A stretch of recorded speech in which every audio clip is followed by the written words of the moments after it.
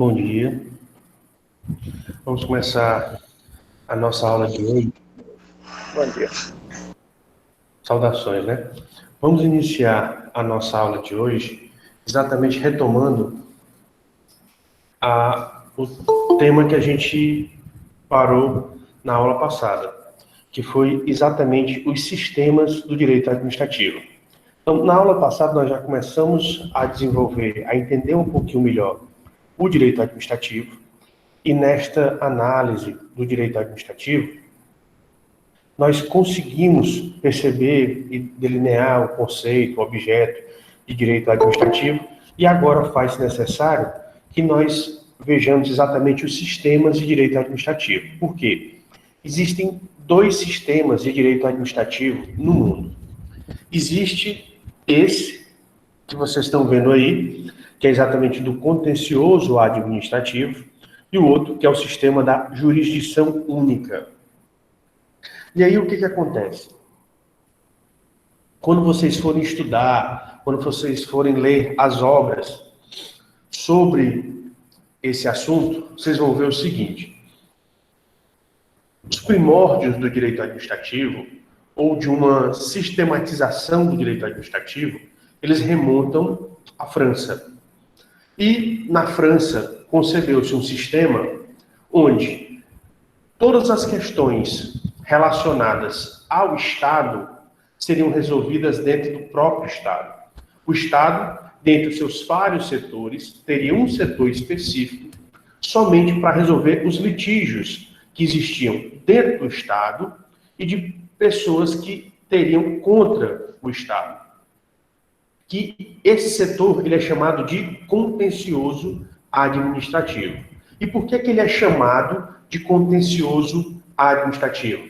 Porque como ele vai lidar com os litígios, ele vai lidar com as contendas. E ele não vai lidar com todas as contendas. Ele vai lidar com os litígios, com as contendas, somente aquelas referentes ao direito administrativo, ou seja, aquelas referentes à questão pública ou relacionadas ao Estado, que tenham, de alguma maneira, alguma interação com o Estado ou algum interesse do Estado envolvido. Então, por isso que ficou como contencioso administrativo. Esse modelo pensado na França, ele não foi copiado nos outros sistemas jurídicos, nos outros ordenamentos jurídicos, da mesma maneira. Como ele iniciou na França, esse sistema do contencioso administrativo, ele também pode ser chamado do sistema francês.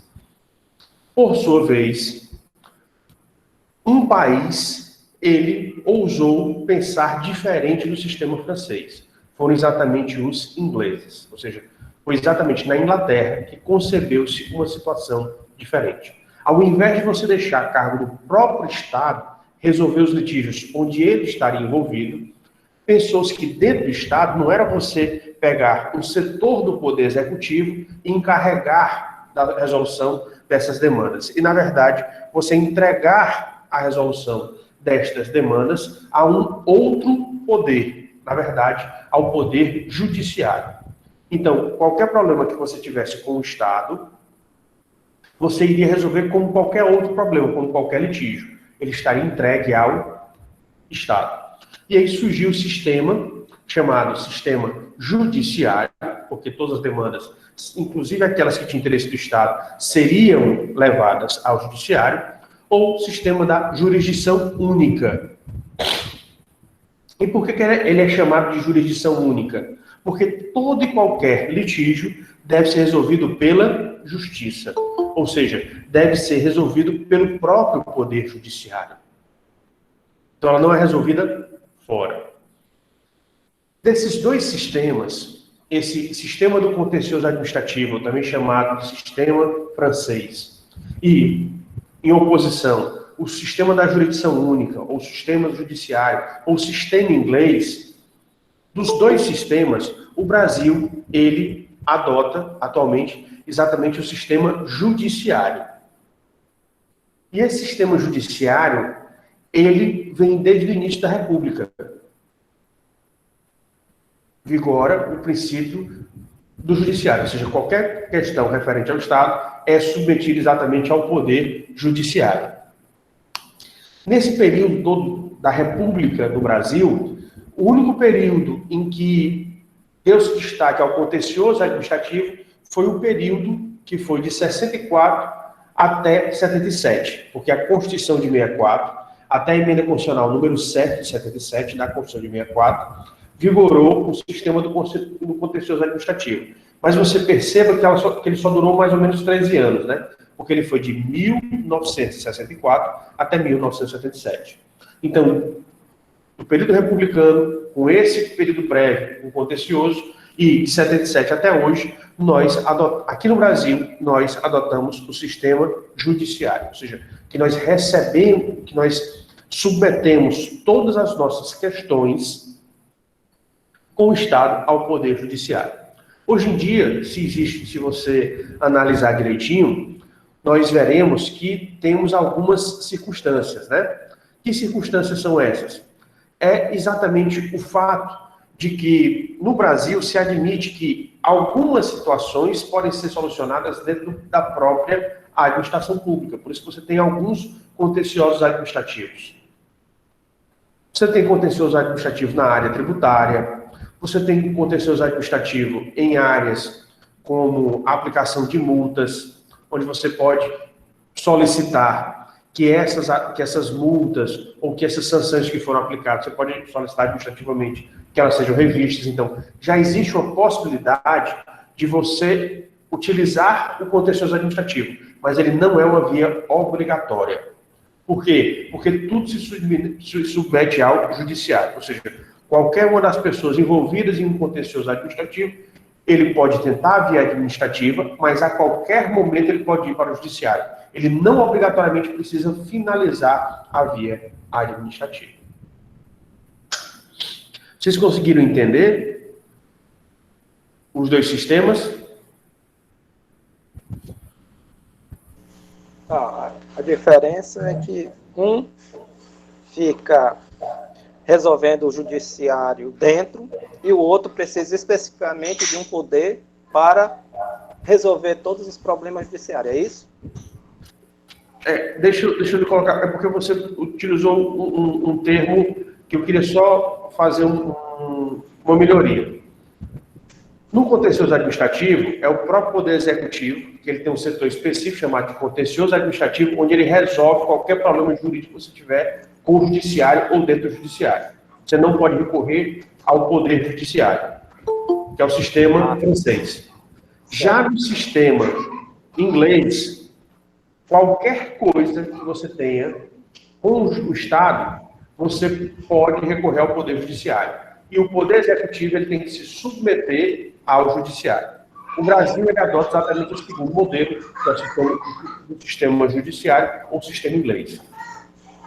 A única observação que eu fiz é que existe no Brasil, no Poder Executivo, áreas de contencioso administrativo. A diferença do contencioso administrativo brasileiro para o contencioso administrativo francês é exatamente que aqui no Brasil, essa decisão do contencioso administrativo, ela não é vinculante. Ou seja, se a pessoa não quiser utilizar o contencioso administrativo, ou se estiver utilizando o contencioso administrativo, mas não quiser esperar ou não confiar na decisão do contencioso administrativo, essa pessoa pode a qualquer momento recorrer ao Poder Judiciário. Por isso que o Judiciário é aquele do qual você não pode fugir. O contencioso administrativo, no Brasil, ele é opcional.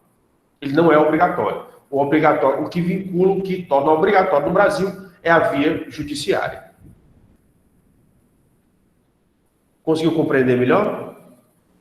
Correto. Agora sim. Ok. Então, vamos continuar aqui a nossa análise, pelo menos essa análise inicial do poder administrativo, exatamente através das fontes do direito. Especificamente das fontes do direito administrativo, né? E aqui é importante a gente relembrar algumas coisas, né? O que é?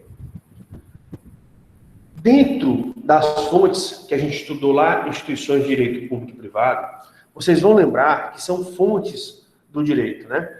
Lá se chamava as leis, mas aqui, na verdade, a gente vai entender que é o nosso ordenamento jurídico. Por quê? Porque vai ser a Constituição e as leis. Leis essas que podem ser, como a gente já viu, podem ser leis ordinárias, podem ser leis complementares, podem ser leis delegadas, mas o importante são as leis e a Constituição, sendo que a Constituição está acima das leis. Mas além da Constituição e das leis, nós também temos como fontes do direito administrativo a jurisprudência, que ela é muito importante, porque ela ajuda, às vezes, a interpretar algumas normas. Nós temos a doutrina, e nessa doutrina ajuda muito, aqui a gente vai ter uma particularidade. Por quê? Porque, muitas vezes, o servidor público, ou seja, quem está atuando perante o Estado, ele fica na dúvida de algumas interpretações. Então, nessas interpretações, como ele fica na dúvida, e geralmente o ente político ele tem um setor específico para as questões jurídicas, ele pede alguns esclarecimentos a esses setores, que esses setores que fazem a consultoria jurídica são consultados para saber qual é a melhor interpretação para a lei. Essas pessoas elas emitem pareceres, emitem notas, onde essas notas elas vão esclarecer qual é a interpretação que é dada. Então, elas ajudam a que você entenda melhor como você deve aplicar as normas nos casos práticos. Então, a doutrina aqui não é só... E aqui tem uma particularidade. A doutrina aqui não é só aquilo que é visto nos livros, ou é visto nos artigos, ou nos trabalhos científicos, mas entra também esse trabalho de consultoria. Como nós estamos a nível federal, né, ou seja, a Unilab é uma instituição federal de ensino superior, ou seja, é nível federal, quem é que ajuda nessa consultoria? Vocês vão ver posteriormente que a administração direta, ela tem um órgão encarregado dessa parte jurídica.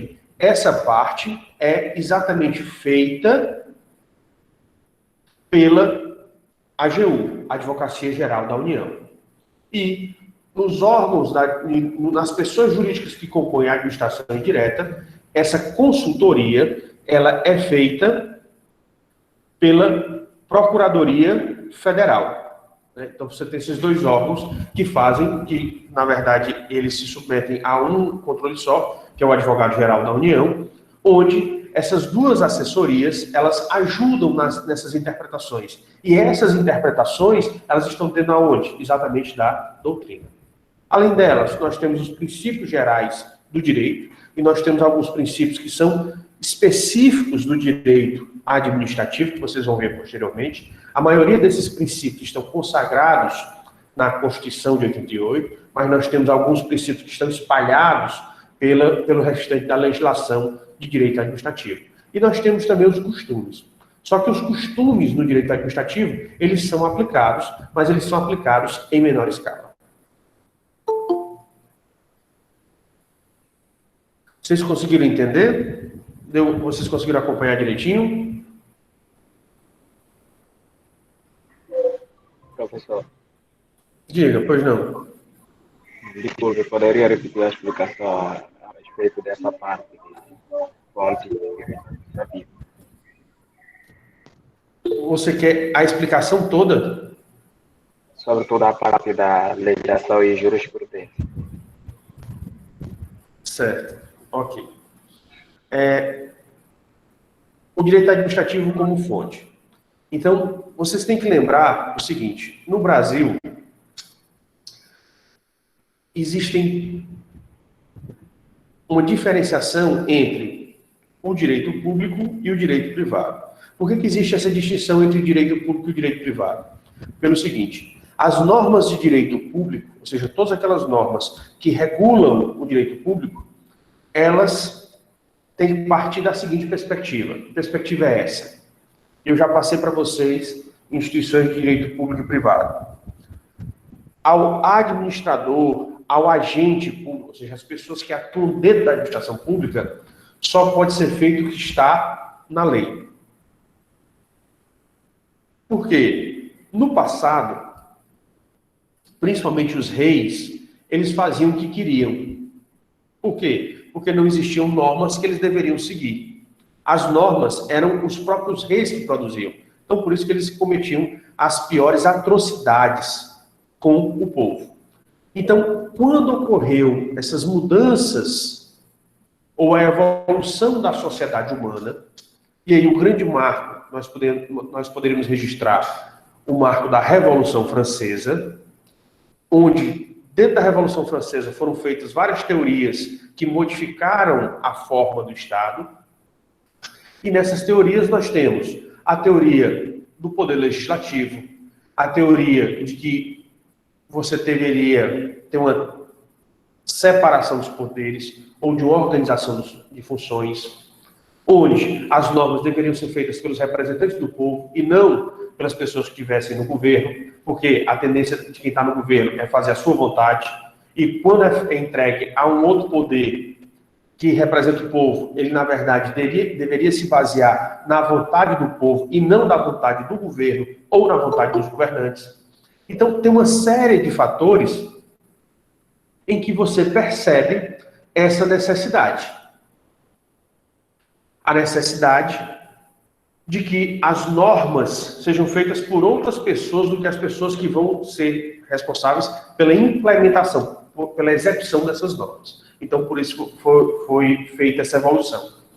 E a técnica que foi criada é exatamente isso. Onde, para tentar limitar o poder dos governantes, para tentar evitar que esses governantes, eles voltassem a prejudicar o povo, eles voltassem a oprimir o povo, então, todas as pessoas que fazem parte do poder executivo, eles só podem fazer aquilo que está na lei. Somente o que está na lei. Ou seja, se a pessoa que faz parte da administração quiser fazer algo que não está na lei, é proibido. Essa pessoa tem que interpretar como proibido. Por quê? Porque, na verdade, ela só pode fazer aquilo que está na lei. Então, essa é a mentalidade, é a ideologia dos ramos do direito público, que é diferente do direito privado. Por quê? O particular, ele é uma pessoa mais livre. Por quê? Porque o particular, ele conta, via de regra, somente com as suas próprias forças. Então, como ele conta somente com as suas próprias forças, ele tem que estar mais livre. Principalmente porque são os particulares ou a iniciativa privada que vai gerar a riqueza do país. Vai movimentar a economia do país. O governo fiscaliza, mas que, na verdade, movimenta a economia e faz crescer a economia são exatamente os particulares. Então, por isso que, em relação ao particular, essa ideologia jurídica ela é diferente. Por quê? Porque os particulares, eles são livres para fazerem o que quiser, desde que eles não contrariem as normas jurídicas. Eles não contrariem o direito. Então, por isso você vê que funciona de maneiras diferentes. Mas por quê? Porque a atuação deles na sociedade humana é diferente. E também baseado na história. Ou seja, tudo aquilo pelos quais as sociedades humanas elas passaram ao longo dos anos. Então, ela foi se aprimorando. Então, dentro dessa perspectiva, para o direito administrativo, a principal fonte qual é?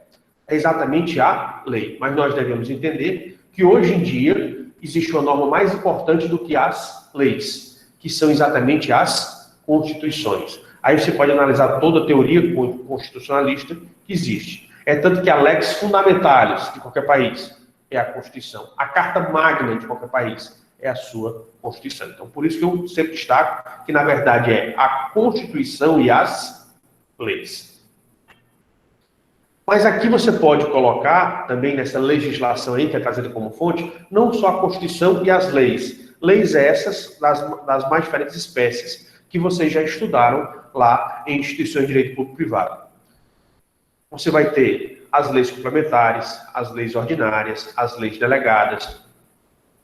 Mas aqui também nessa legislação você encontra as medidas provisórias, que na verdade são atos administrativos, mas que têm força de lei por conta da determinação constitucional. Você tem os decretos, que ajudam a complementar ou a suplementar essas leis.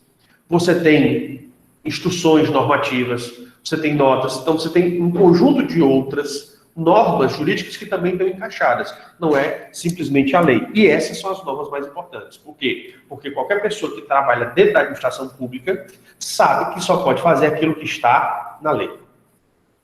E muitas vezes tem algumas leis que são difíceis de você interpretar. Por isso que existe a doutrina que ajuda a interpretar a legislação. E para ajudar a interpretação, por isso que eu disse que tem órgãos, cada um dos entes políticos, só lembrando os entes políticos, a União, os Estados-membros, o Distrito Federal e os municípios. Então, cada um deles tem a sua assessoria jurídica, ou a sua procuradoria jurídica, ou a sua consultoria jurídica. Então, tem os seus órgãos que são encarregados de fazer a consultoria. E o que é a consultoria? É você tirar dúvidas. E as principais dúvidas que existem na área pública é exatamente referente à interpretação das normas. Então, por isso, os órgãos, via de regra, eles podem consultar essas procuradorias ou assessorias jurídicas ou consultorias jurídicas para que eles façam exatamente, eles esclareçam. Então, além da doutrina, dos livros, dos artigos, dos trabalhos científicos que são criados, você ainda tem esses operadores do direito que estão dentro da própria administração pública que ajudam aos outros trabalhadores da administração pública a entender como fazer determinadas interpretações da norma.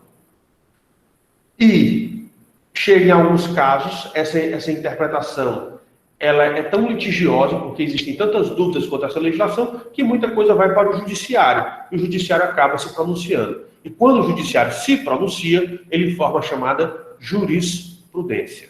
Ou seja, é o judiciário que fixa qual deve ser a interpretação final. A doutrina, ela até aponta o caminho, ela dá as ideias de como interpretar. Mas quem vai realmente definir é quando for ao judiciário e o judiciário fizer o pronunciamento definitivo. E aí é exatamente a jurisprudência.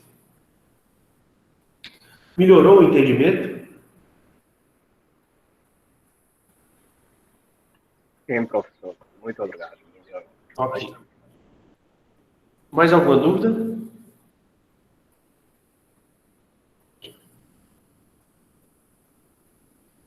Não, professor, está claro. Ficou claro. Ok. Então, continuando a nossa análise, eu vou fazer aqui um estudo exatamente dessas normas, né? Para que vocês saibam, ou para que vocês entendam melhor essas normas. A norma mais importante, então, como eu estava dizendo, no ordenamento jurídico, a norma mais importante do Estado é exatamente a Constituição. Essa é, sem dúvida nenhuma, a norma mais importante do Estado. E isso daí, hoje em dia, até é inquestionável, né?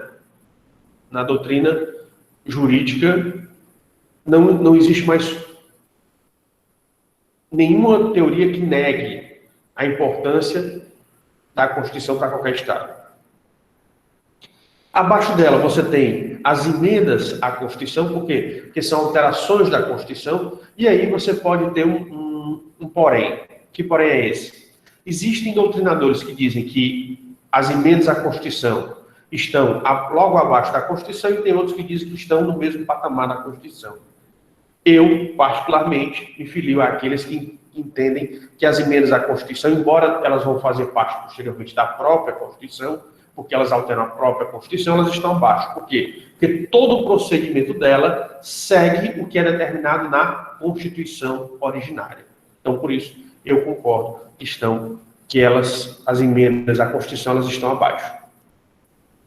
E logo abaixo das emendas à Constituição estariam as leis, né? As leis ou aquelas normas que têm força de lei.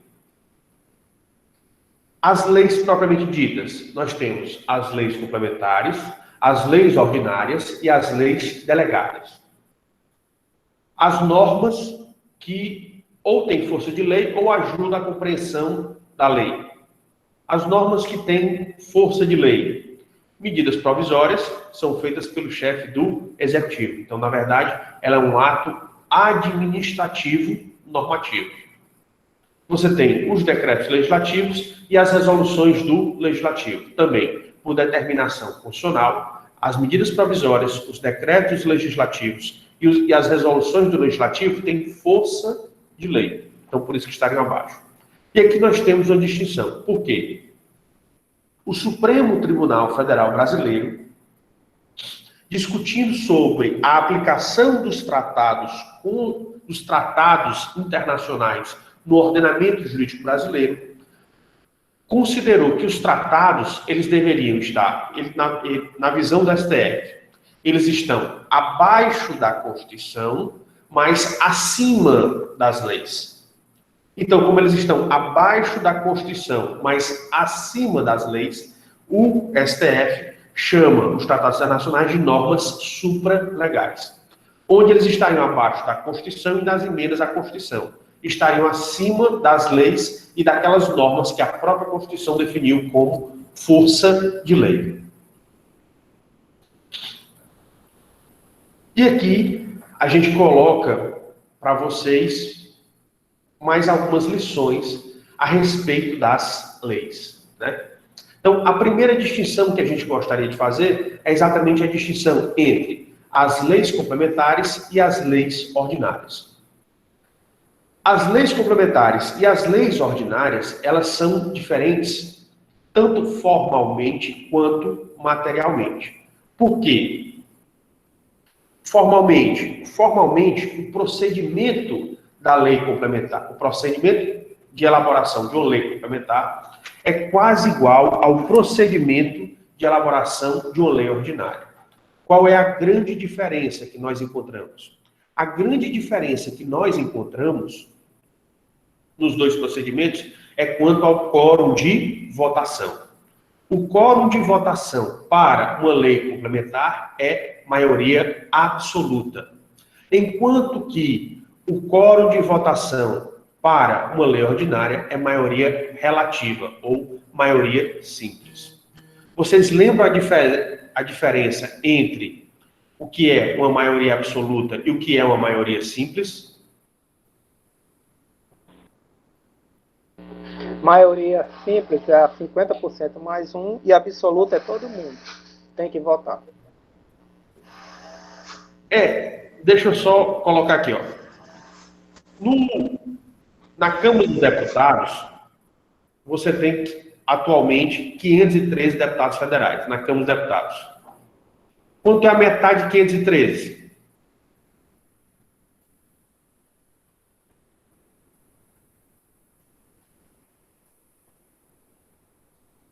Seria 256 e 256 e meio, né? Temos que ser precisos na matemática. O que é um meio deputado?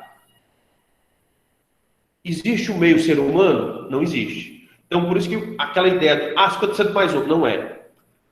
O que são o conjunto dos números inteiros? São os números acima de 0, 1, 2, 3, 4, 5, mas eles são inteiros, ou seja, ele não admite quebrados. Então é 1, 2, 3, 4, 5, 6, até o infinito. Então, se você tem 256,5, qual é o número imediatamente superior à metade? É o próximo número em meio. Se você tem 256,5, o próximo número inteiro é 257. Então, é o número inteiro imediatamente superior à metade. Então, a diferença da maioria absoluta para a maioria simples é: a maioria absoluta, você sempre faz o cálculo baseado no total de cadeiras, ou no total de membros, certo? Então, você sempre se baseia no total de membros, ou total de cadeiras daquela determinada coletividade. Já na maioria simples, não. Você vai, na verdade, fazer o mesmo cálculo, que é o número inteiro imediatamente superior à metade, mas não do total de membros, mas dos membros que estão presentes. Então, você não faz o cálculo em cima do total geral. Você faz o cálculo somente em cima do total de membros daquela determinada coletividade que estão presentes. Então, essa que é a grande diferença. Por quê? Porque a maioria simples ou a maioria relativa é mais fácil de ser aprovada, enquanto que a maioria absoluta sempre é a mesma coisa. Então, Por isso que você tem maiores dificuldades. Porque se você tiver mais pessoas presentes, mas que não apoiam a sua causa, você vai continuar precisando do mesmo número para você aprovar aquelas demandas que você tem. Enquanto que na maioria simples, não. Você pode ter até um número reduzido de pessoas, mas você consegue aprovar mesmo com um número reduzido de pessoas daquela coletividade, daquele órgão colegiado. Vocês conseguiram compreender isso? Essa distinção? Sim. Tudo bem. Professor, só uma... Se são 513, se tiver 500, a absoluta resolve? Todos os 500 é que tem que votar, é isso? Ou tem que ter os 513 mesmo? Na maioria absoluta, o que acontece? Só um exemplo para você. Cada legislativo, ele tem um quórum para começar os trabalhos, tá certo? Existe um quórum para começar os trabalhos. Eu acho que na Câmara, eu não tô lembrado do regimento da Câmara dos Deputados. Mas digamos que o regimento, ele exige a maioria absoluta para iniciar a sessão, não é para iniciar votações, para iniciar a sessão legislativa. Qual seria a maioria absoluta? 257 presentes. Então, imaginemos o seguinte, você tem uma lei, um projeto de lei complementar para ser votado, e você abre a sessão com 257. Isso quer dizer que todos os 257 que estão presentes na abertura da sessão, eles têm que votar favorável. Por quê? Porque se um não votar favorável, a sua matéria não atingiu um quórum, e por não atingir um quórum, vai ser desaprovado. Tá certo? Por quê? Entendi. Porque você sempre precisa daquele número. Então, o teu número mínimo é aquele. Tenha muita gente ou tenha pouca gente, o teu número é aquele. Ele não muda. Já na maioria simples, não. Digamos, você tem outro projeto, mas é um projeto de lei ordinária. E aí, na lei ordinária, o que acontece? Você precisa ter maioria dos presentes. Você abriu a sessão, digamos que o presidente abriu a sessão com 257. Ok. Mas para aprovar uma lei ordinária, ele precisa de quantos votos favoráveis? O número imediatamente superior à metade dos que estão presentes. Se você tem presentes 257, qual é a metade de 257? 6,5. 122,5. Não, 257 dá 120 3,5. 228 dá 128,5. 128,5. Certo. Certo? 128,5. Como você não tem meio deputado, então você precisa de 129. Veja aí, ó. Na maioria absoluta, você precisa dos 257 votos, tem os 300 deputados, tem os 380, tem os 500, tem os 513, você sempre precisa do 257. Já na maioria simples, não. Esse número ele vai oscilar. Por quê? Porque você vai depender dos presentes. Então, nesse caso aqui, o presidente poderia não aprovar um projeto de lei complementar, porque ele não teria voto suficiente, mas ele poderia aprovar um projeto de lei ordinária, por exemplo, porque ele teria um número de votos favoráveis. Então, é por isso que há uma diferença. Aí, muita gente diz, só muda nos dois procedimentos o quórum de votação. Não é isso.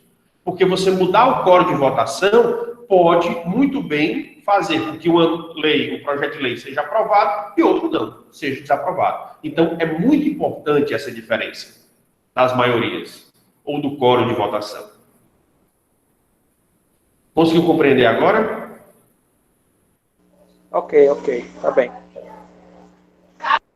Pronto. Então, esse é o ponto que eu queria destacar, que o procedimento legislativo é quase igual, a diferença são os quórums de votação. E era a ressalva que eu iria fazer. Tem pessoas que dizem, a diferença é só o quórum de votação. Não, na verdade não é só o quórum de votação. O quórum de votação, ele pode dar uma discrepância muito grande no número de votos. Então, por isso que ele é um ponto específico, mas é um ponto que merece bastante atenção. Por quê? Porque ele pode trazer muitas consequências. Então, por isso, é uma diferença grande. Além dessa questão formal que diz respeito ao procedimento ou ao processo legislativo, processo de elaboração das leis, nós temos também uma diferença material. E que diferença material é essa? Porque existem alguns assuntos, algumas matérias que só podem ser tratadas por lei complementar. Ou seja, não podem ser tratadas por lei ordinária. Por quê? Porque a própria Constituição assim determina. Exemplo aí, nós colocamos, né? A organização da AGU, a organização da Defensoria Pública da União e a organização das Forças Armadas só pode ocorrer por lei complementar. Não pode ocorrer por lei ordinária. Normas gerais de direito tributário, somente por lei complementar. Normas gerais de direito financeiro, somente leis complementares. Empréstimo compulsório, lei complementar. A instituição do imposto sobre grandes fortunas, lei complementar. O imposto de competência residual da União, lei complementar. Lei que disponha sobre responsabilidade fiscal, lei complementar.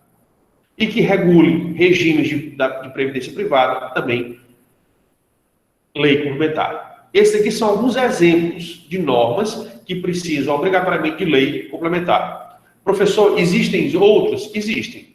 Existem vários outros. Mas esses é só para você ver que existem determinadas demandas que só podem ser feitas por lei complementar. E as demais normas? As demais normas podem ser feitas por lei ordinária. A técnica é essa. Quando é que eu sei quando eu preciso de lei complementar e quando eu preciso de lei ordinária? A diferença que eu faço é exatamente o texto constitucional. Porque é o texto constitucional que vai dizer se aquela matéria deve ser feita por lei complementar ou não. Porque se o texto diz que é lei complementar, só se admite lei complementar. Se o texto não fala e quiser fazer uma lei sobre aquele assunto, ela pode ser através de lei ordinária. Ah, professor, mas um assunto é de lei ordinária. Eu posso fazer lei complementar? Pode. Você não pode ao inverso. Se o assunto só pode ser tratado por lei complementar, você não pode fazer uma lei ordinária. Por quê? Porque essa lei ordinária ela já é, no seu nascedouro, na sua origem, inconstitucional. Vocês conseguiram compreender essa distinção? Ok, entendi aí. Tudo bem. Então, vamos seguir adiante, né? Além disso, nós temos, como eu falei para vocês, as leis complementares, elas são feitas, o começo da elaboração delas ocorre no Legislativo, mas a finalização delas ocorre no Poder Executivo.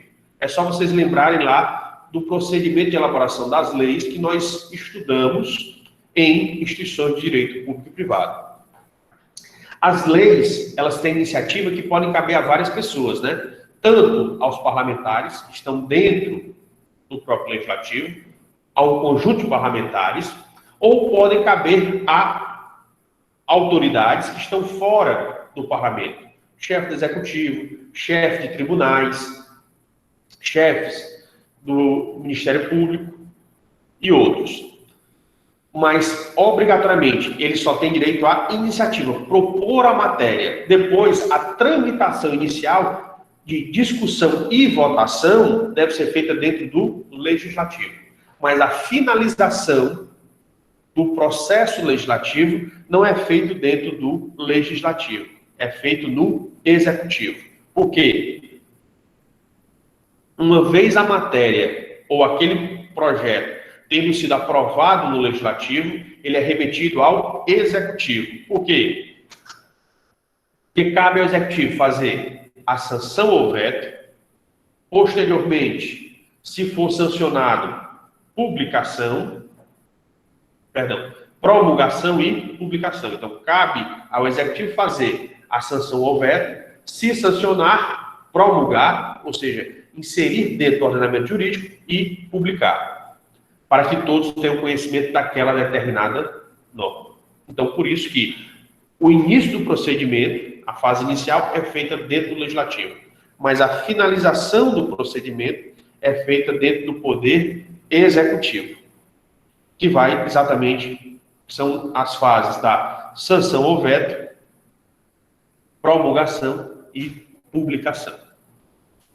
Então, daí a diferença dessas leis para as outras. Por quê? A medida provisória é um ato administrativo normativo, ou seja, é um ato do chefe do executivo, mas que tem força de lei. Por quê? Porque a Constituição determinou. Foi ela que fixou essa aplicação.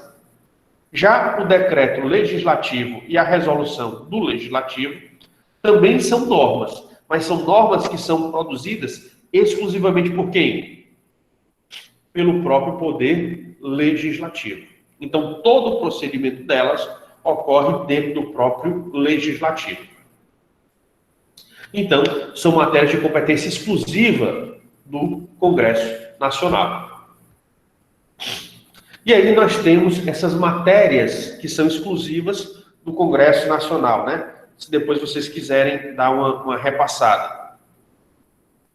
Nós temos as matérias exclusivas do Congresso Nacional, o artigo 49 da Constituição Federal, que elenca aí várias situações em que o legislativo ele tem que se pronunciar.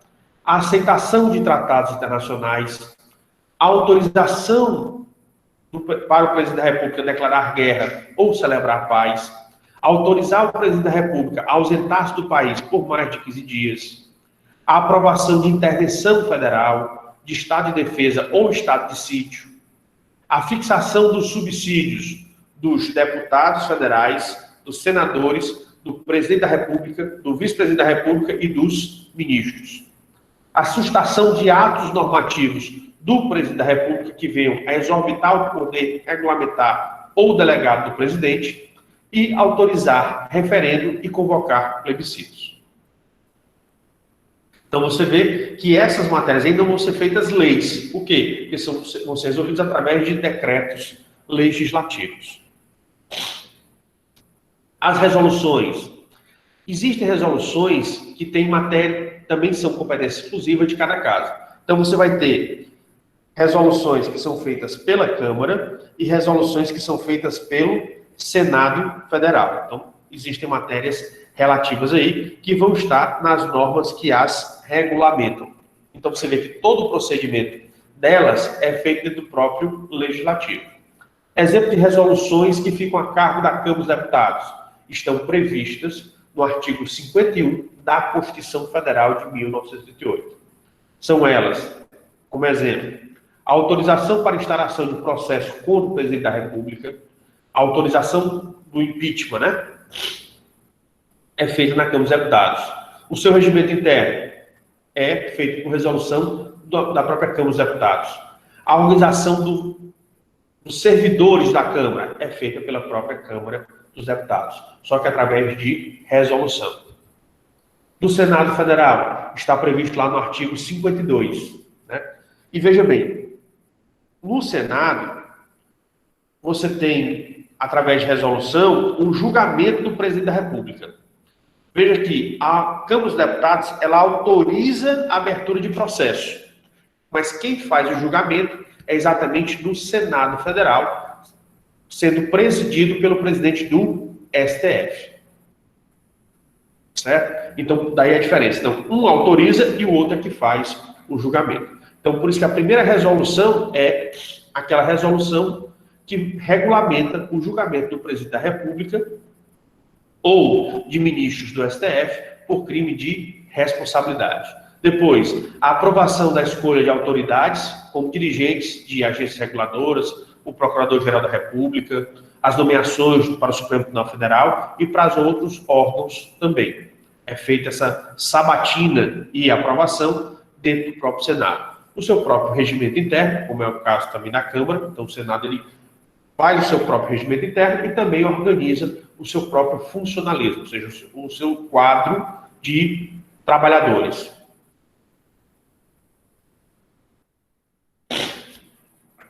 Então, perceba que nós temos um Estado constitucional e um status legal. O que é isso? O status constitucional é aquilo que deriva da Constituição.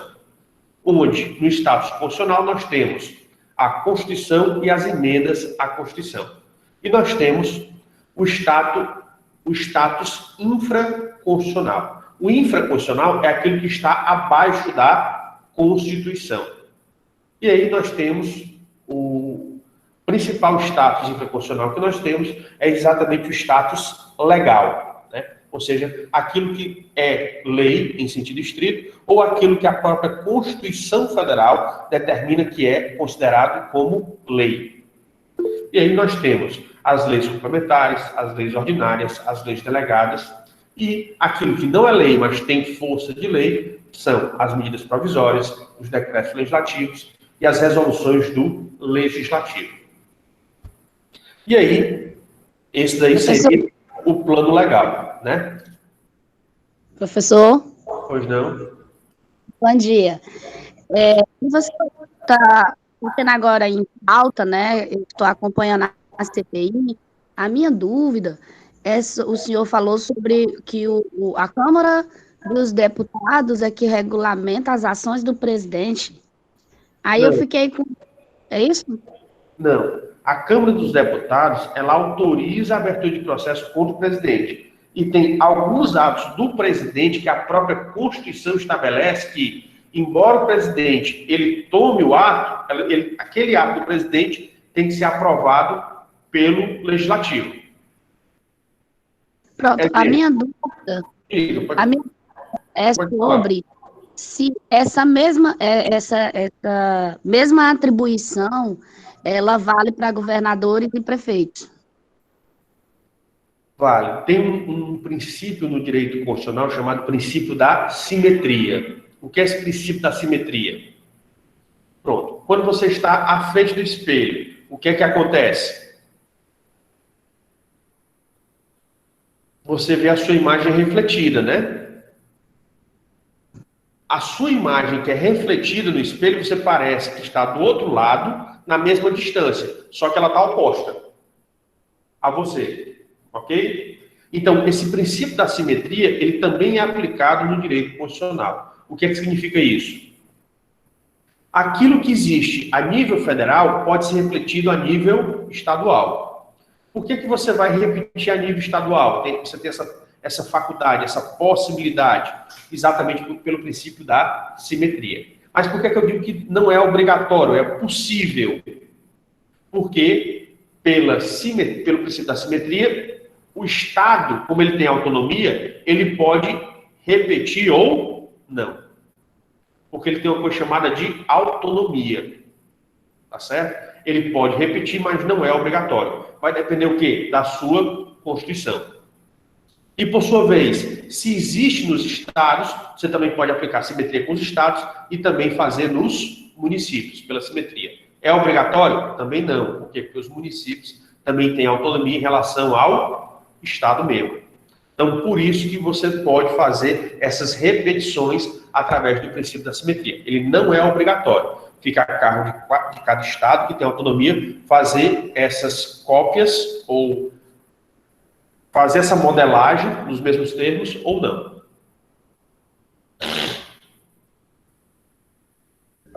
Para que houvesse essa convocação, professor, era necessário fazer uma lei complementar ou provisória?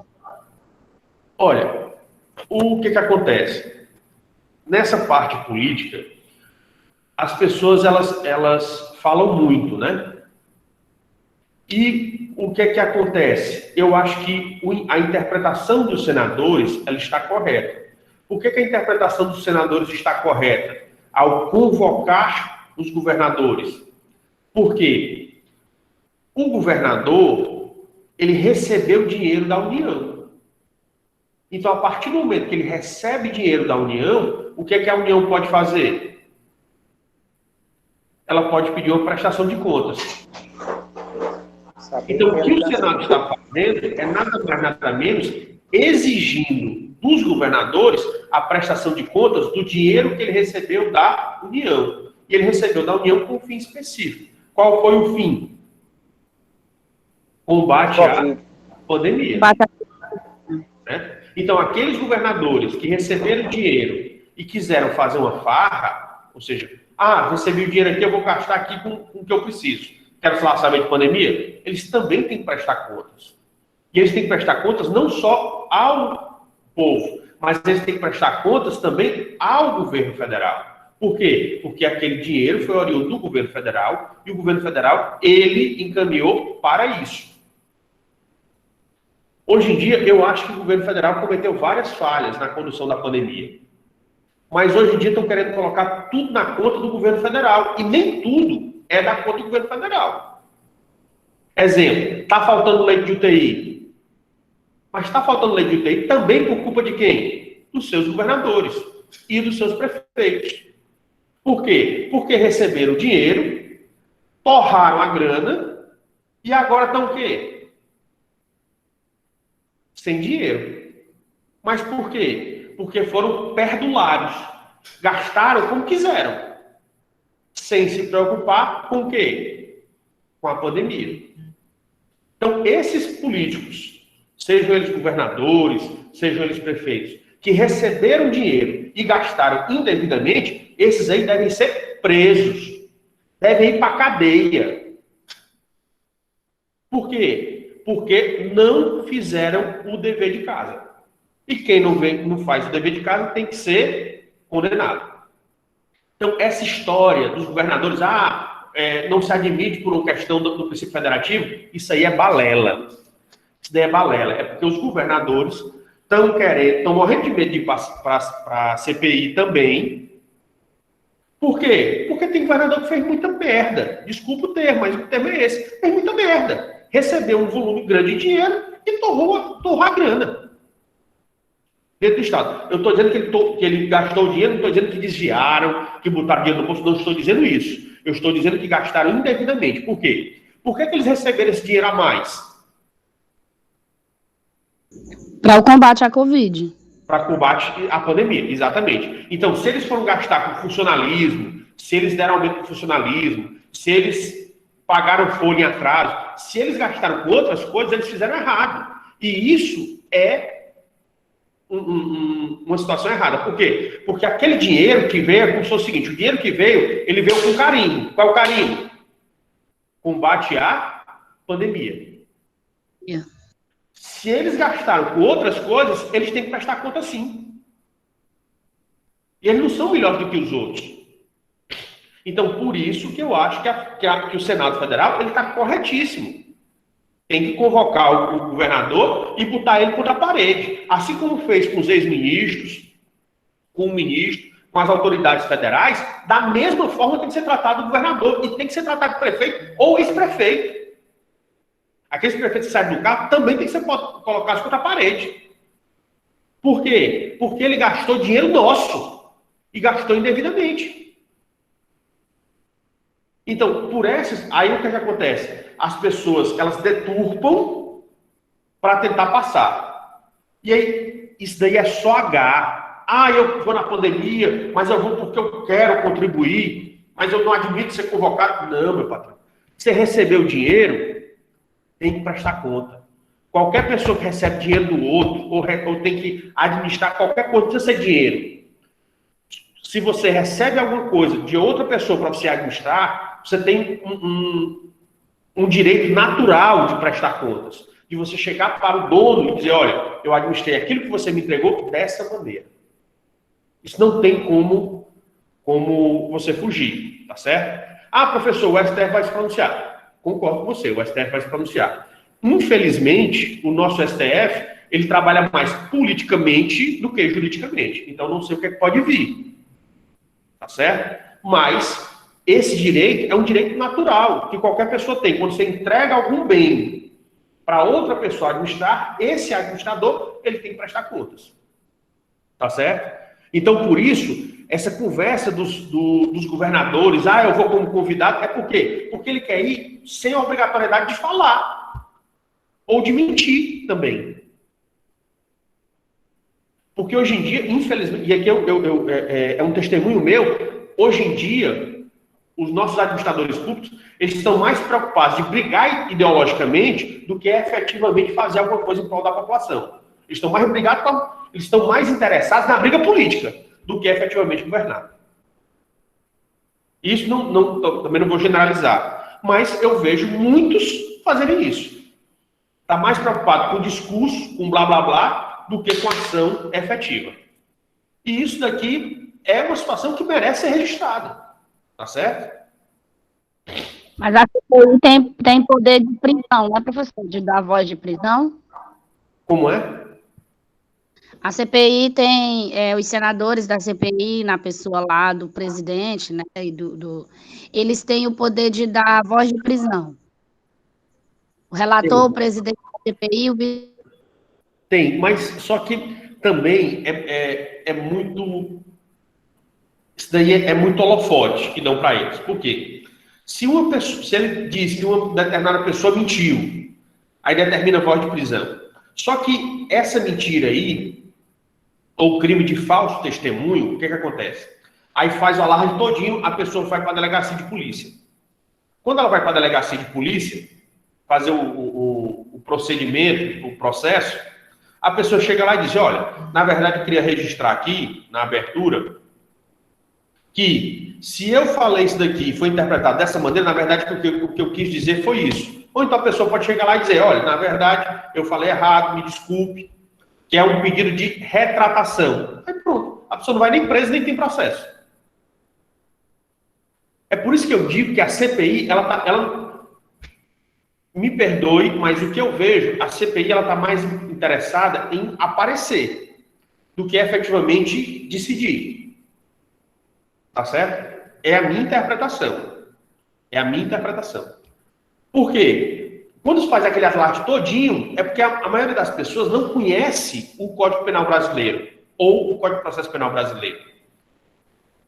Porque essa legislação específica dá direito à pessoa de dizer, olha, ele interpretou errado. O que eu falei foi isso e o contexto que eu falei foi esse. Então a minha interpretação é essa. Aí o que acontece? Quando chega lá para o delegado, que tem conhecimento jurídico e não está preocupado com o holofote, ele chega lá e diz, olha, realmente eu não vi aqui motivo para crime. O que é que ele faz? Arquiva aquela situação, aquela notícia crimes, ou aquele documento foi mandado pela CPI. Por quê? Porque ele não vê elemento do crime. Ou então, também pode, a pessoa mentiu, se ela chegar perante o delegado e dizer, olha, eu queria realmente dizer a verdade aqui, eu queria corrigir isso, ela pode corrigir. A partir do momento que ela corrige, o delegado não pode fazer mais nada. Por quê? Porque a pessoa se retratou, a pessoa corrigiu. Entendeu? Então, prisão, você pode ver o juiz sai prendendo aí testemunha? Não sai.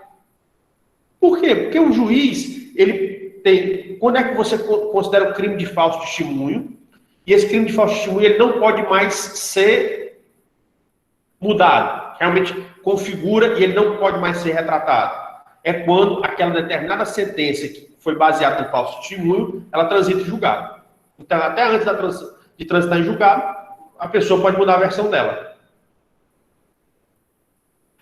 Por isso que juiz não sai prendendo testemunha. Como é?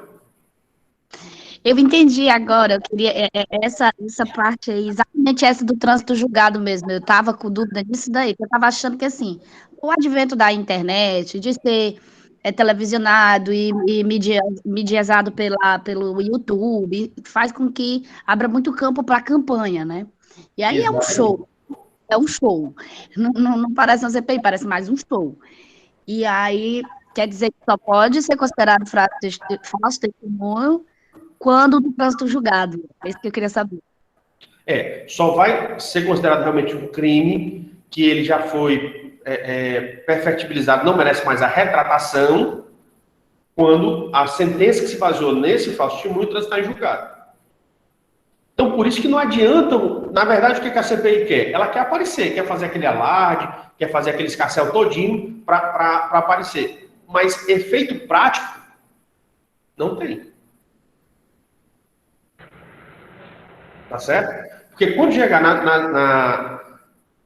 na polícia ou chegar na justiça, o operador do direito que sabe e não precisa de holofote, ele vai aplicar efetivamente o que a legislação determina.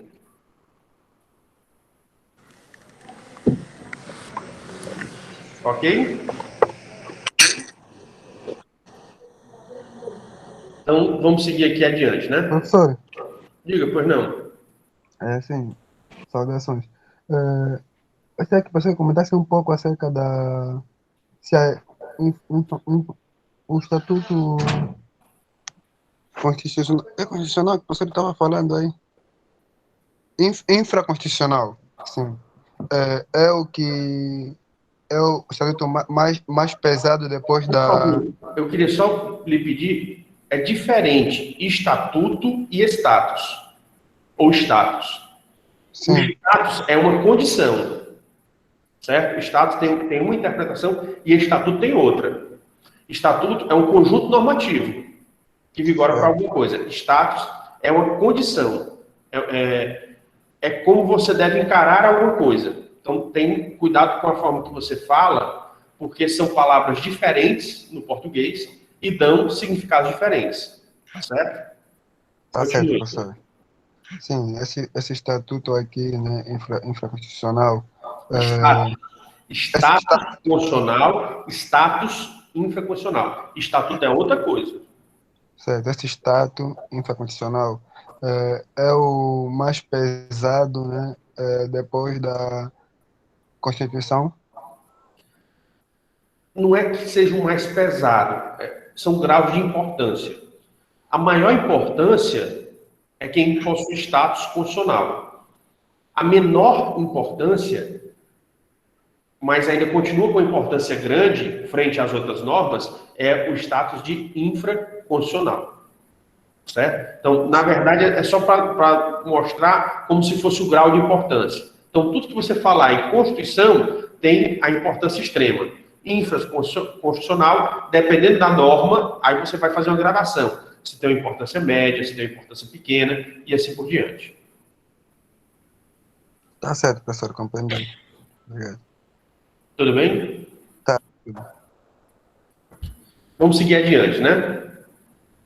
Então, além disso, nós temos no constitucional, nós temos o infraconstitucional, que são todas as normas que estão abaixo da Constituição, e nós temos no infraconstitucional o status ou plano legal e o plano infralegal. E o que é o plano infralegal? O plano infralegal é aquilo que está abaixo da lei, ou está abaixo do legal, que são exatamente essas 6 espécies normativas, né? Qual é o infralegal?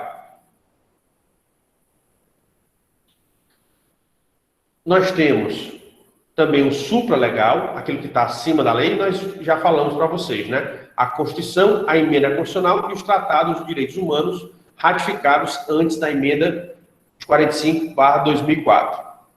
São os tratados que o nosso STF ele considera como as normas supralegais, né? E nós temos aí, com esse grau de importância, que nós temos que analisar dentro dos nossos ordenamentos, como aqui nós não temos somente brasileiros, exatamente isso.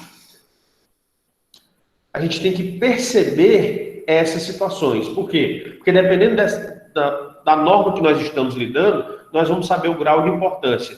E vocês, como futuros administradores públicos, têm que saber quando determinadas normas tiverem conflito, o que é que você efetivamente vai fazer, ou como você vai resolver aquele conflito de normas. E aí você tem que saber, primeiro a Constituição, abaixo dela as emendas à Constituição, depois os tratados internacionais, principalmente aqueles relativos aos direitos humanos, e depois exatamente o plano legal, que são as leis. E abaixo delas, exatamente o infralegal.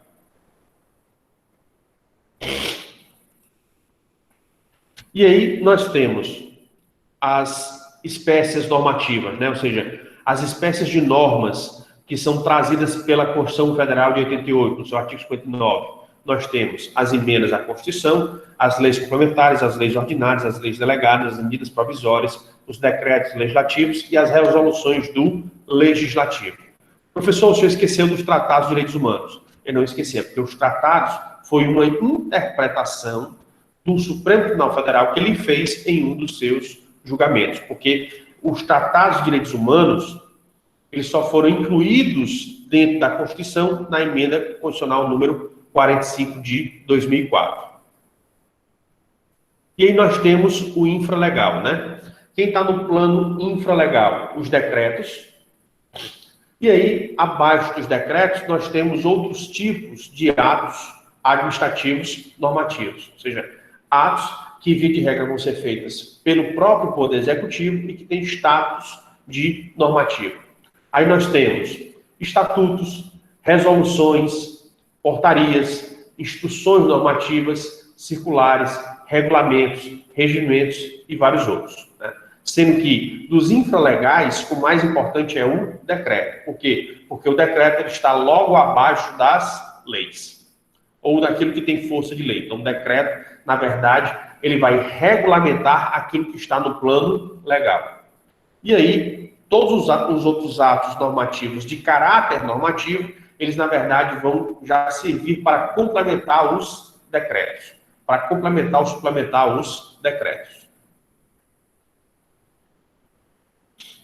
E aqui a gente coloca para vocês exatamente aqui uma pirâmide, para você já ter mais ou menos essa noção do ordenamento jurídico, né? Como é que está organizado o ordenamento jurídico no Brasil. Por que eu digo no Brasil? Porque, como vocês viram, o STF, ou seja, o Supremo Tribunal Federal, que é aqui no Brasil, ele é considerado como o guardião da Constituição brasileira, ele já fez algumas atualizações no momento que a Constituição foi feita para hoje. Então, por isso que nos países de vocês, que são os nossos alunos estrangeiros, vocês também têm que fazer essa análise. Tem que analisar a Constituição de vocês e o órgão constitucional. Por quê? Porque o órgão constitucional de vocês pode já ter feito alguns julgamentos onde eles fizeram algumas atualizações dessa interpretação da Constituição. Por isso que eu digo que essa conformação aqui é de acordo com o ordenamento jurídico brasileiro. E aí nós teríamos a mais importante, a Constituição Federal e as emendas constitucionais, sendo que as emendas estão um pouco abaixo da Constituição, né? Porque o seu processo de elaboração está previsto na Constituição originária. Abaixo nós teríamos os tratados internacionais de direitos humanos, que têm um passado cujo procedimento tenha sido igual ao procedimento de emenda constitucional.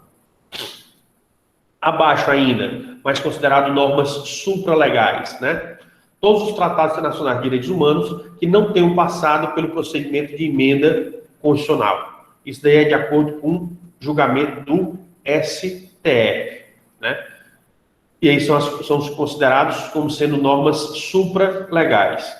Abaixo deles, nós teríamos as normas que têm, ou são leis, ou têm status de lei, né? Seriam as leis complementares, as leis ordinárias, as leis delegadas, as resoluções, os decretos legislativos, as medidas provisórias e os tratados internacionais que não versem, ou seja, que não regulamentem direitos humanos. E abaixo deles, nós temos os atos infralegais. Dentro desses atos infralegais, o mais importante deles são exatamente os decretos, né? E todos aqueles outros que a gente citou para vocês, inclusive as portarias. E toda essa organização do ordenamento jurídico, como a gente pensa, ela vem exatamente de Kelsen, certo? Essa ideia vem exatamente de Kelsen. Até aqui alguma dúvida?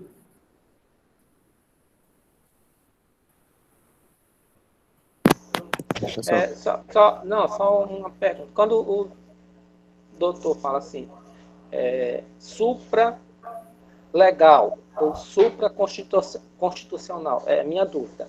Está, no caso, supra-constitucional, está abaixo, em termos de nível, né? Está abaixo da Constituição e acima da infraconstitucional, é isso? Fica no meio ali. Olha, deixa eu lhe explicar aqui melhor. Quando você fala a infralegal, é porque está o quê? Abaixo da lei. Então, infra é abaixo. É um prefixo que significa abaixo. Supra também é um prefixo, mas que significa acima. Então, supraconstitucional não existe, certo? O que você vai falar de coisas supraconstitucionais são coisas relativas à ordem jurídica internacional, que aí tem várias discussões. No momento, para o seu nível de estudo, a gente não lida com supralegal, que seria bem mais complexo. Então, você tem constitucional, infraconstitucional, legal e no legal você tem o supralegal e o infralegal. Então, vamos lá. Status constitucional. Constituição, emenda à Constituição, tratados internacionais de direitos humanos que tenham sido aprovados nos termos de um projeto de emenda constitucional. Isso tem status constitucional. O que está abaixo da Constituição é chamado de infraconstitucional. Aí você tem os tratados internacionais de direitos humanos que versaram sobre direitos humanos, que trataram de direitos humanos, mas não foram aprovados como emenda constitucional. Eles estão abaixo da Constituição. Mas, embora eles estando abaixo da Constituição, eles estão acima das leis. Então, por isso que eles são chamados de normas supralegais. E aí você viria ao plano legal, que seriam aquelas três espécies de leis. Quais seriam as três espécies de leis?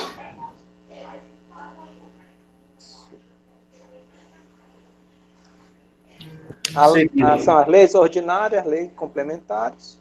E as leis delegadas, certo? As três espécies de leis. E aquilo que não é lei, mas tem força de lei. Medida provisória, decreto legislativo e resoluções do próprio legislativo. E aí você tem resoluções da Câmara e você tem resoluções do Senado. Pronto. Isso daí é o que é status legal. Tudo que estiver abaixo deles é considerado como sendo infralegal. E tudo abaixo das emendas constitucionais é considerado infraconstitucional.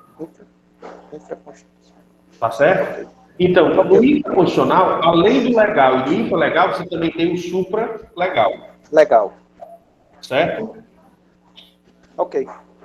Você tem esses três aí. Ok. Tudo bem? Tudo bem.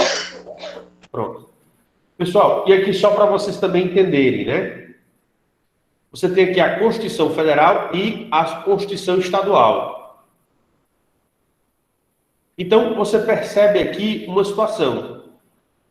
Quando nós discutimos a pirâmide do ordenamento anterior, essa pirâmide do ordenamento anterior, nós discutimos o ordenamento federal, ou seja, o conjunto de normas federais. Aqui nós estamos analisando os ordenamentos estaduais, ou seja, o conjunto de normas estaduais.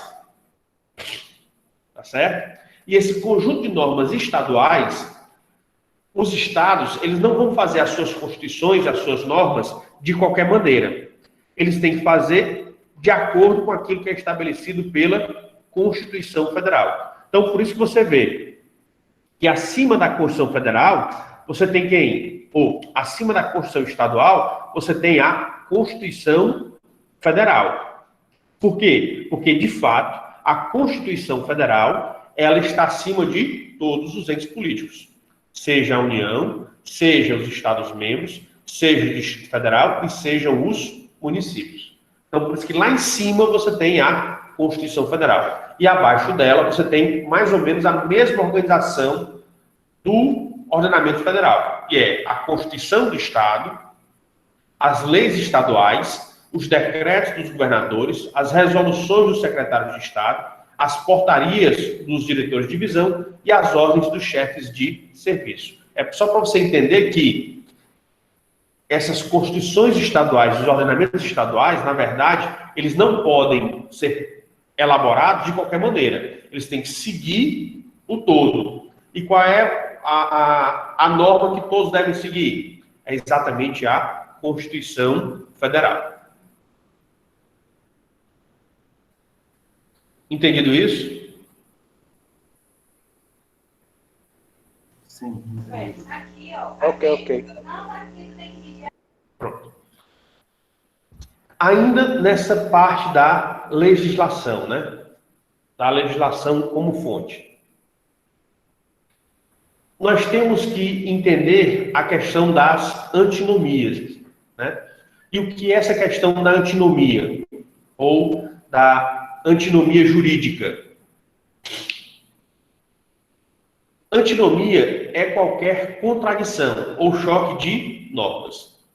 Então imagine que uma norma está dizendo uma coisa e outra norma está dizendo o oposto. Então imagine essa situação. Qualquer pessoa que se depara, ou seja, que encontra uma antinomia, ele fica na dúvida. E essa dúvida pode gerar nele exatamente um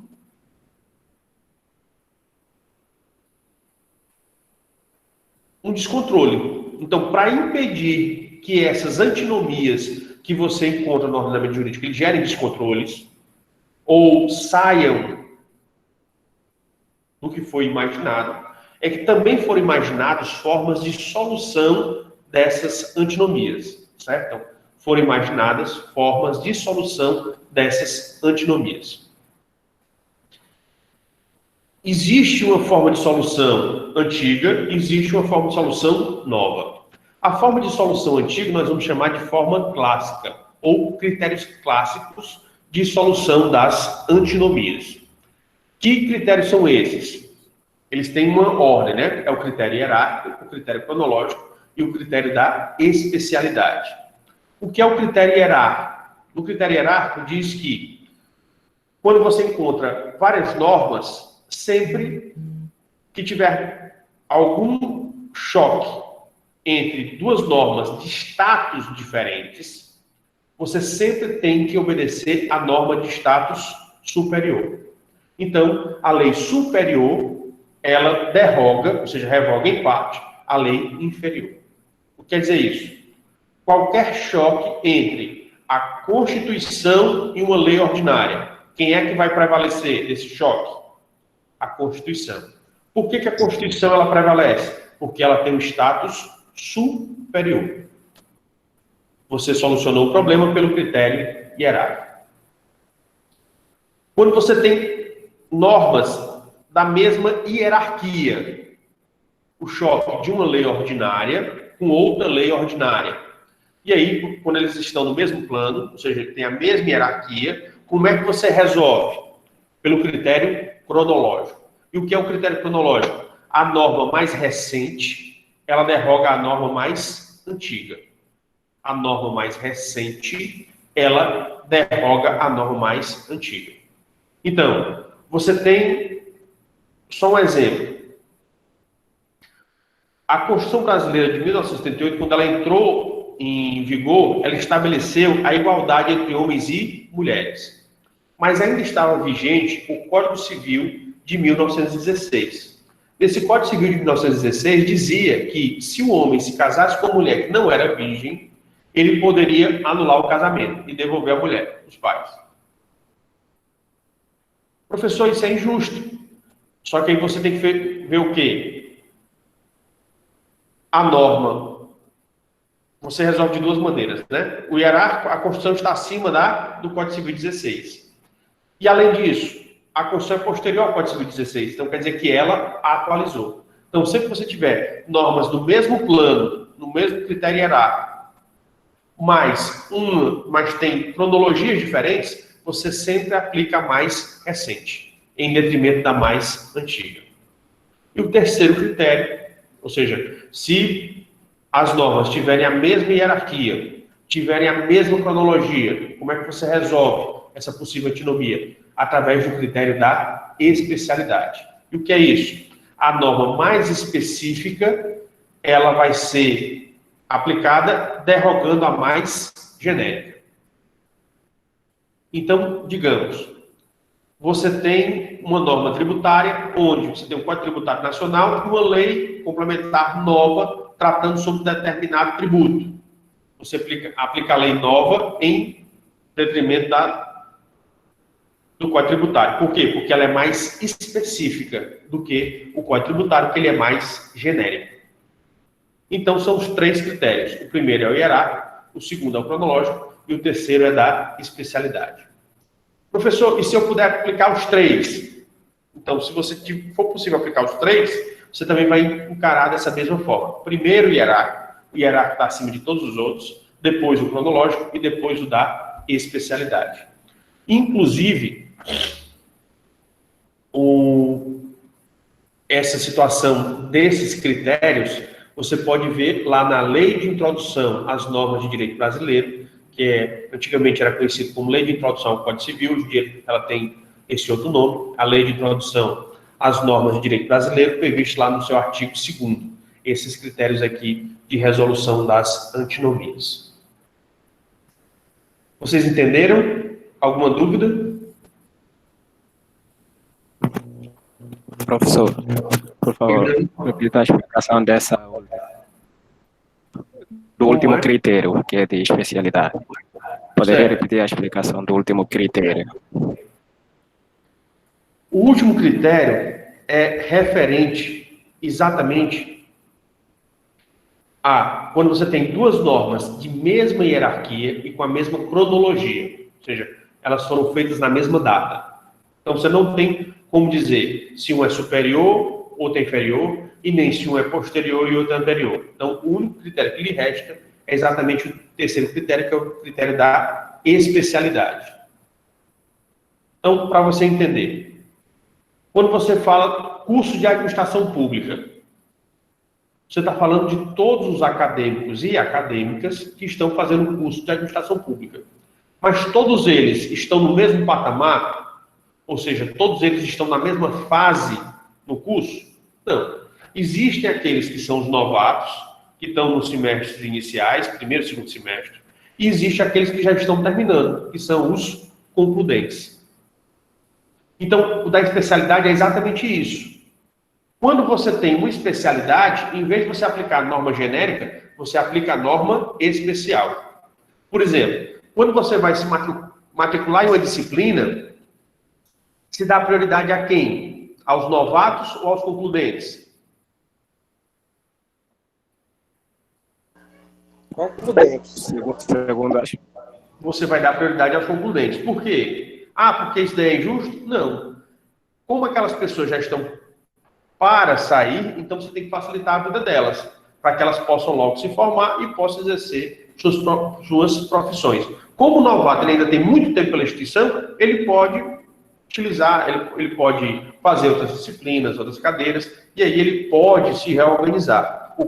Para o concludente é mais difícil, porque aquela pendência ali, ela pode ser obrigatória. Então, por isso que você tem, nesse tratamento desigual, existe uma explicação, que é essas situações especiais. O concludente, ele tem uma situação especial em relação aos alunos novatos, ou os alunos mais novos. Perfeito, pessoal. Entendi. Ok. E aí, o que acontece? Só que nós temos que entender exatamente isso.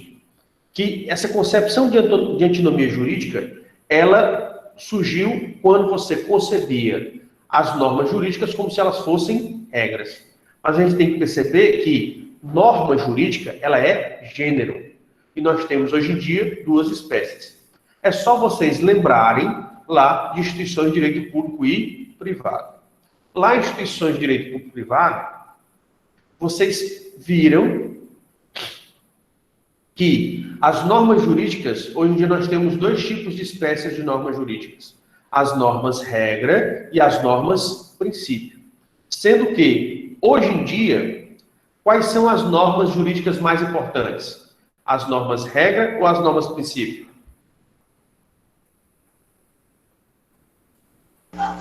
Normas regra. As normas princípio. Nós não vimos que antigamente, se você tentava resolver as coisas pela legislação, e muitas vezes a legislação ela trazia injustiças e trazia coisas erradas. Por quê? Porque a legislação, ou seja, a lei, ela se preocupa somente com a forma, não se preocupa com o conteúdo. Por isso que você tem leis injustas, tem leis que contrariam o sentimento popular, o sentimento da população, tem leis que são extremamente severas. Mas por quê? Porque você está preocupado com a forma, com o procedimento de elaboração da norma, e não está preocupado com o conteúdo. Por outro lado, você tem as normas princípio, onde qualquer princípio você sabe o seu conteúdo. Então, as normas princípio, elas estão mais preocupadas com o conteúdo do que com a forma. Então, por isso que hoje em dia, as normas que nós temos, que são as mais importantes, são exatamente as normas princípio.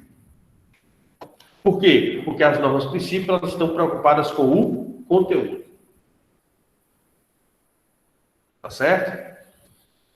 Então, quando você percebe que as normas jurídicas hoje em dia, você tem normas princípio e normas regra, você percebe que a forma de solução das normas regra, que é dado por aqueles critérios que eu coloquei para vocês, o critério hierárquico, o critério cronológico e o critério da especialidade, quando você vai aplicar para a norma princípio, você não consegue. Por quê? Os princípios estão na mesma hierarquia. E aí, essa situação da cronologia ou da especialidade não vigora. Então, existe uma outra forma de você solucionar os possíveis conflitos entre normas princípio ou normas jurídicas principiológicas. Tá certo? E seria exatamente o princípio, seria exatamente a forma de solução, o sopesamento. Mas isso daqui, como não é o foco da disciplina de vocês, a gente vai deixar para posteriormente, tá certo? Quem quiser pode ver essas formas de solução de pseudo-conflitos entre normas princípio, que aí é exatamente a forma de solução, é o sopesamento. Como não é o nosso foco, eu não vou aprofundar, só vou colocar aqui como sendo uma tarefinha de casa para quem quer aprofundar mais o estudo sobre direito, tá bom? Bem, mas continuando, né? A nossa análise das fontes no direito administrativo. Nós vimos a legislação. E aí, como na administração pública, o administrador público, ele só pode fazer alguma coisa se for em virtude de lei, então nós vimos que a legislação, ela é uma fonte primária. O que é ser fonte primária? É que qualquer pessoa que trabalha na administração pública, primeiro ele vai buscar o quê? A norma. Ou a norma constitucional, ou a norma legal. Mas ele vai primeiro buscar a norma. Então, por isso que ele é a fonte primária. É a primeira coisa que ele recorre. E ela é vinculante. Ela é vinculante por quê? Porque o administrador público só pode fazer o que está na lei. O que não estiver na lei, ele não pode fazer. E nós já vimos as razões históricas das leis serem vinculantes para a administração pública, né? É tanto que vocês vão ver posteriormente que na administração pública é aplicado um princípio que é chamado princípio da estrita legalidade. Ou seja, qualquer pessoa que esteja dentro da administração pública só pode fazer aquilo que está na lei. Se não estiver na lei, é proibido. A segunda fonte que nós temos, que seria uma fonte secundária, ou seja, se você tiver a lei, mas tiver algum problema de interpretação dessa lei, é que você vai buscar essa interpretação da lei. Então, por isso que é uma fonte secundária. Então, além da lei, você pode se socorrer da jurisprudência, né? Mas aí a jurisprudência existe a discussão, se ela seria vinculante ou ela não seria vinculante. Ainda existe essa discussão, por isso que a gente colocou aí uma interrogação, né? Para saber se essa jurisprudência ela tem efeito vinculante ou não. Existe a discussão, pessoas que defendem que sim e pessoas que defendem que não. Por isso que eu incentivo vocês a lerem os livros para que vocês vejam os argumentos favoráveis e os desfavoráveis a que a jurisprudência ela seja considerada uma fonte vinculante ou não. Outra fonte secundária é a doutrina, né?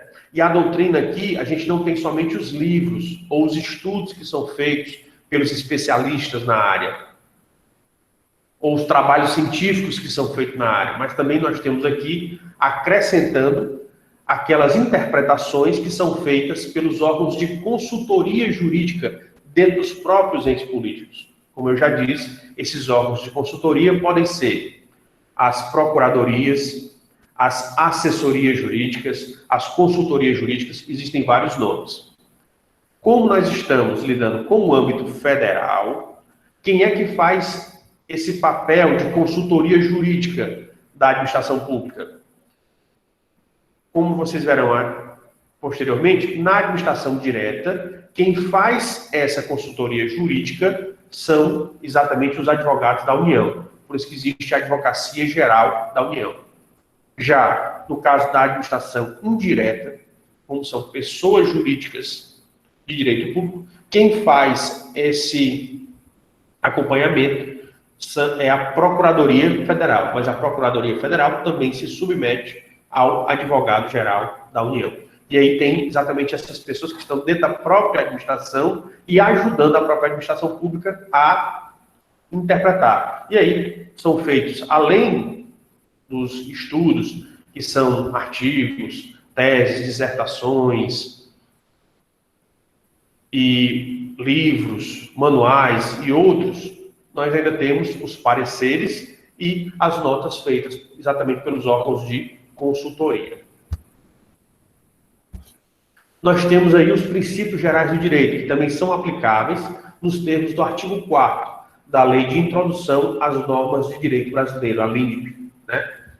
Quando a lei for omissa, o juiz decidirá o caso de acordo com a analogia, os costumes e os princípios gerais do direito, né?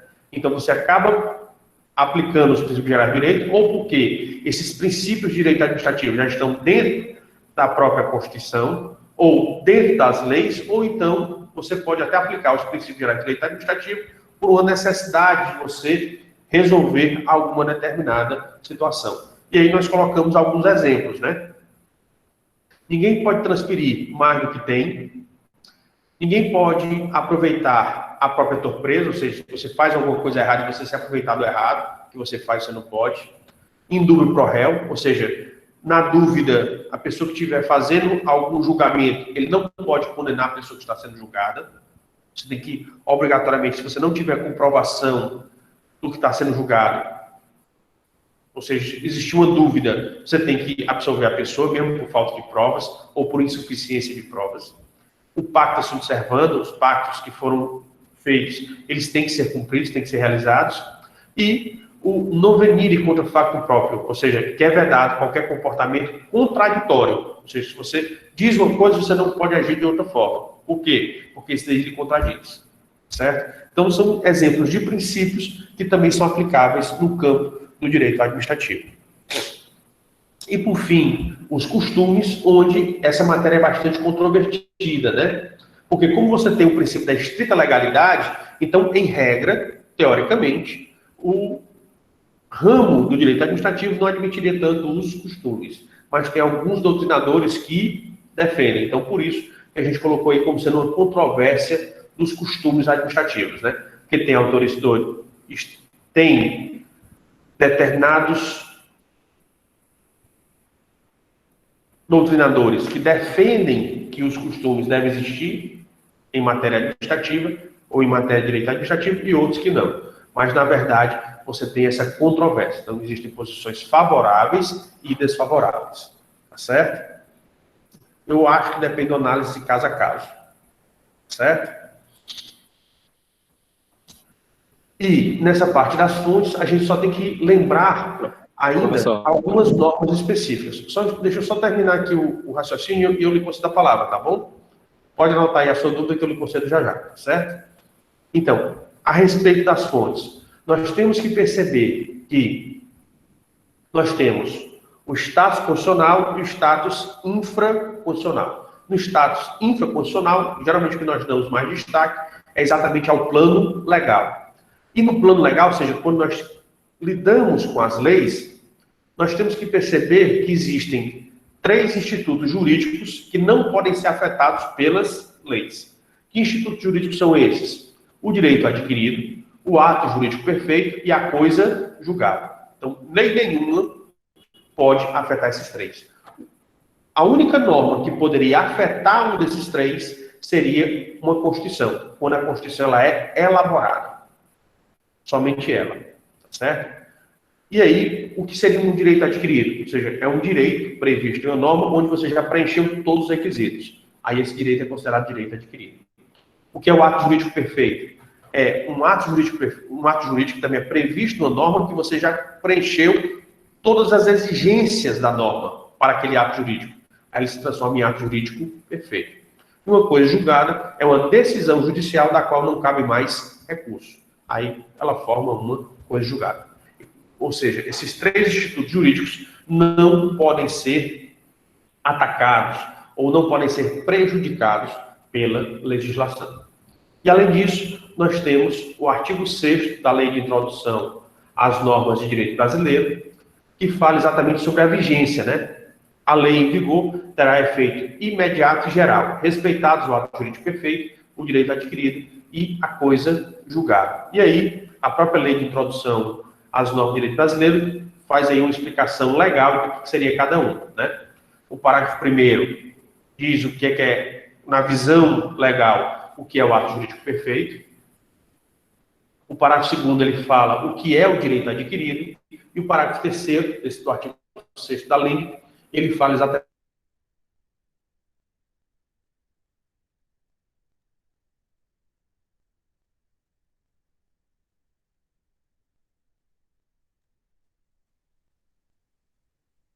considerado. Prezado, quem queria perguntar, a hora é agora. Tá, professor. A internet travou comigo, é por isso. Não, eu só queria perguntar ao senhor a respeito das fontes do direito, né? Das fontes do direito administrativo. Por exemplo, na categorização das fontes, né? O primeiro é a legislação e a segunda fonte é a jurisprudência e a doutrina. Também se enquadra em termos de categoria na segunda fonte, na segunda categoria. Enquanto que princípios gerais de direito e costumes, eu não sei como é que vai enquadrar isso de acordo com as categorias, porque no slide não demonstrou isso. Certo. Vamos lá. Em relação a doutrina, ela é considerada fonte secundária, certo? Então, fonte primária, somente as normas, seja a Constituição ou as leis. Fonte secundária, nós teríamos a jurisprudência, a doutrina e os princípios gerais de direito. E os costumes? Os costumes eu costumo não categorizar ele, porque é uma matéria bastante controvertida. Então, como a matéria é controvertida, eu não gosto de categorizá-los. Tá certo? Eu acho que depende de uma análise da necessidade de costume naquele caso. Para mim, só aplicaria o costume em último caso. Ou seja, se você não tiver a norma aplicável, ou não tiver a jurisprudência, o princípio, ou a doutrina, é que você poderia aplicar o costume de maneira suplementar. Mas é algo que é bastante discutível. Então, por isso que eu não costumo categorizar. Eu categorizo os outros 4, tá certo? Que são as normas primária, a única primária, e as secundárias. Você teria a jurisprudência, a doutrina e os princípios gerais do direito. Entendido? Perfeito, professor. Obrigado.